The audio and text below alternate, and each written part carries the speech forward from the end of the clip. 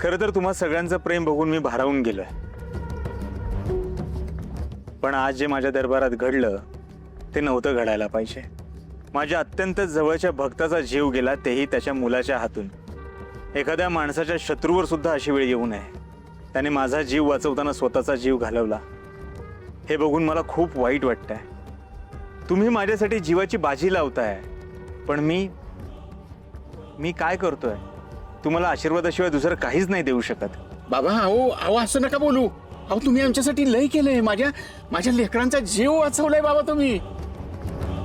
अहो सरपंच, तुमच्या पोराचाच नाही, बाबाने आपला पण जीव वाचवलाय. बाबानं जर भविष्यवाणी केली नसती ना तर आपला एन्काउंटर झाला असता. बाबा तुम्ही फक्त सांगा, तुमच्यासाठी आपण काय वाटेल ते करायला तयार आहे.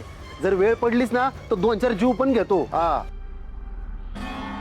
आणि बाबा येळ पडली ना तर तुमच्या एका शब्दावर तुमच्यासाठी आम्ही आमचा जीव बी देतो लगेच.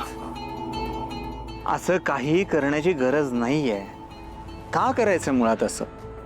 ईश्वर त्याच्या भक्तांच्या प्रेमासाठी भोकेला असतो. मी इथे ईश्वराचा माणूस आहे, तरी सुद्धा तुम्ही माझ्यावरती एवढं प्रेम करताय हे पाहून माझा ऊर भरून येतं. आज जे माझ्या दरबारात घडलं ते अत्यंत वाईट घडलंय. मला अत्यंत वाईट वाटतंय, पण तुमचं हे प्रेम बघून उद्यापासून माझा दरबार पुन्हा भरेल. तुमच्या सगळ्यांचं दुःख अडचणी सोडवण्याचा मी प्रामाणिक प्रयत्न करीन. तुम्ही उद्यापासून दरबारात येत राहा, दरबार विसरू नका. बाबा आपण तुमचा दरबार कधीच चुकवणार नाही. आपण तुमच्या दर्शनाला येणार म्हणजे येणार. बोला देव माणसाचा, बोला देव माणसाचा, बोला देव माणसाचा, बोला देव माणसाचा.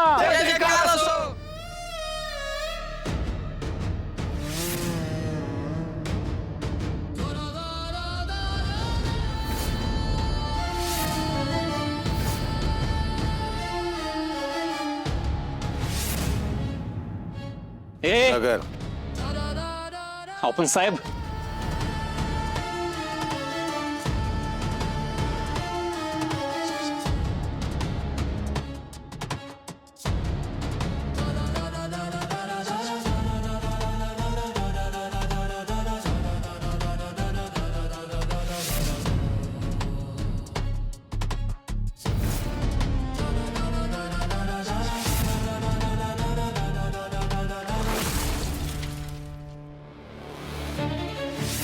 हरिश्चंद्र जरा गाडी थांबव.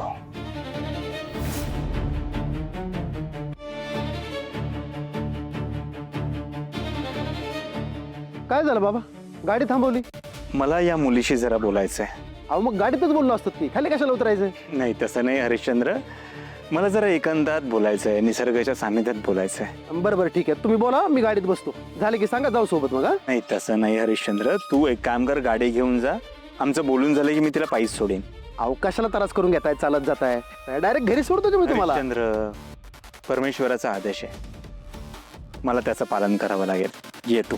आता वरनच आदेश आला म्हणलं, मी काय बोलणार नाही का. चालू द्या, मी येतो. सत्यनाम बाबा. सत्यनाम.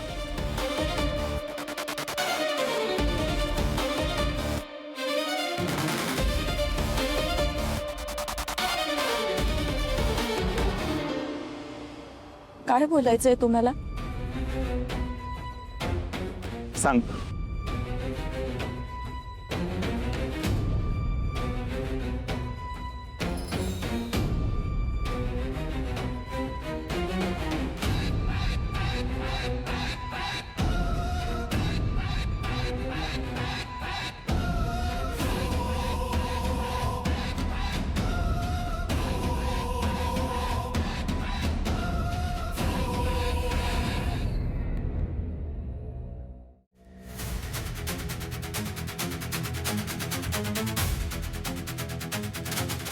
विभावरी, तुझे बाबा गेलेत. तुझ्यावर खूप मोठा दुःखाचा डोंगर कोसळलाय. या दुःखातून बाहेर पडण्यासाठी भगवंतानं मला सांगितलंय, आणि त्यावर एकमेव मार्ग आहे, मिलन. विचारांचं मिलन, मनाचं मिलन, तनाचं मिलन. विभावरी, मिलन करत असताना आपण आणि जग यामध्ये खूप अंतर असतं. इथे आपण भूतकाळाचा विचार नाही करत, भविष्यकाळाचा नाही विचार करत, फक्त आणि फक्त वर्तमान जगत असतो. हा वर्तमान जगत असताना तू कुठल्याही दुःखात अडकू नये, दुःखातून बाहेर पडावं म्हणून साक्षात भगवंताने मला सांगितलंय. त्यानं आदेश दिलाय. त्याने सांगितलंय, गोपाळ, तुला सिद्धी प्राप्त होत असताना जो तू अनुभव घेतलाय तोच अनुभव तू विभावरीला पण दे. विभावरी, आपण एकमेकात सामावून जाऊयात.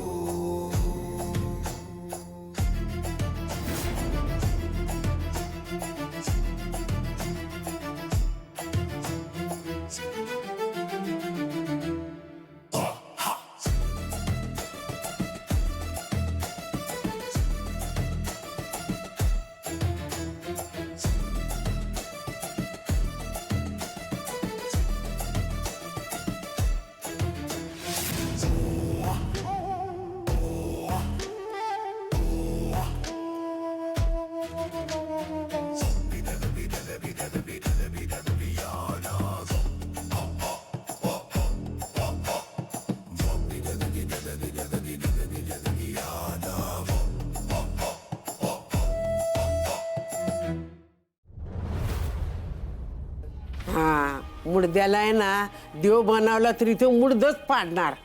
आणि गावातल्या माणसांना तर अजिबात अक्कल नाही. आणि चांगला मेला होता तर आला जिवंत होऊन परत.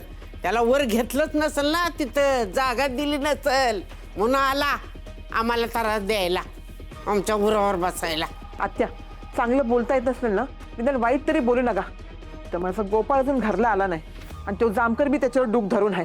ज्यानं मारलं तो गेला पळून, पण माझ्या गोपाळला उगा पोलीस स्टेशनात नेलं यानं.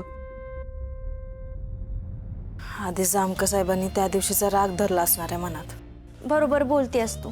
त्या दिवशी अख्खं गाव गोपाळ दादाच्या सोबत होतो आणि जामकरांच्या विरोधात होता ना, म्हणून एवढी सगळी नाटकं करते ती.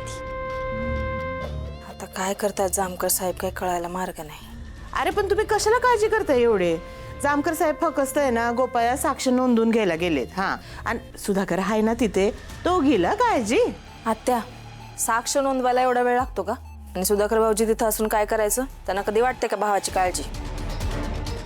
जामकरचं नक्की काय करावं ना हेच मला आता कळेना झालंय. आपल्याच घराच्या मागे लागला हात तू तर हे त्याचं मॅटर ना पंचायती मोडून नेलं पाहिजे. कुठेतरी बडी ओळख काढलीच पाहिजे आता.